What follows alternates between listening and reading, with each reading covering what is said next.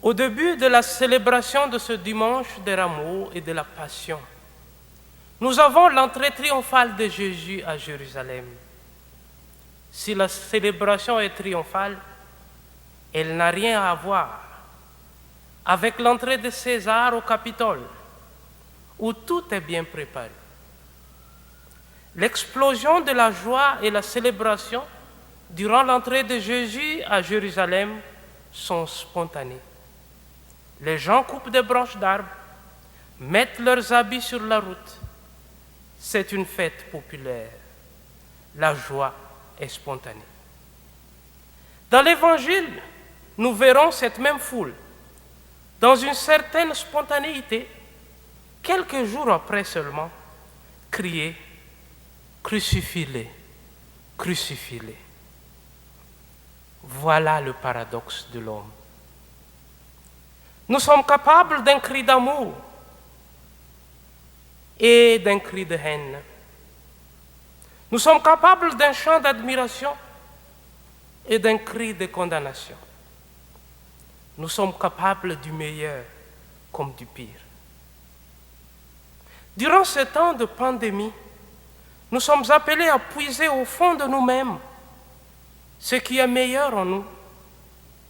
L'amour, la solidarité, la générosité, la créativité et bien d'autres.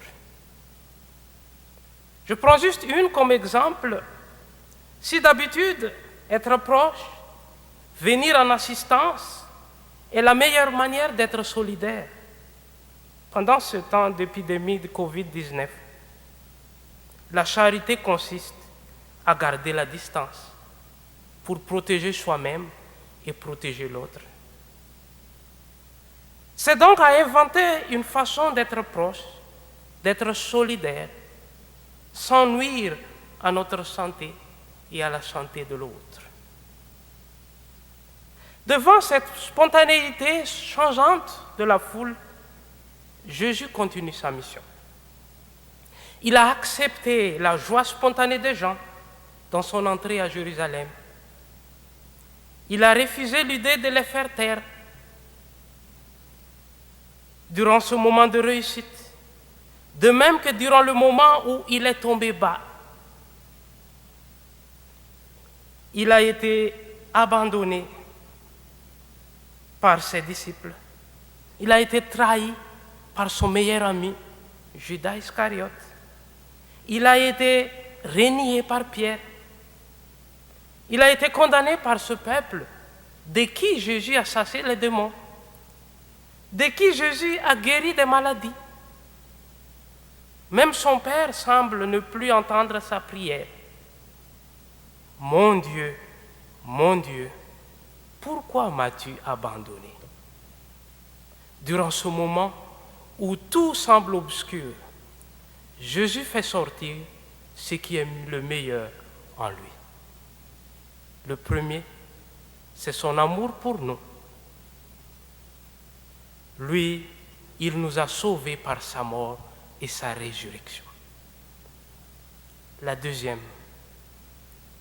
c'est sa force, où il le puise dans sa confiance en son Père. C'est vrai que Matthieu ne cite pas, mais dans les autres évangiles, il mentionne la dernière parole de Jésus sur la croix.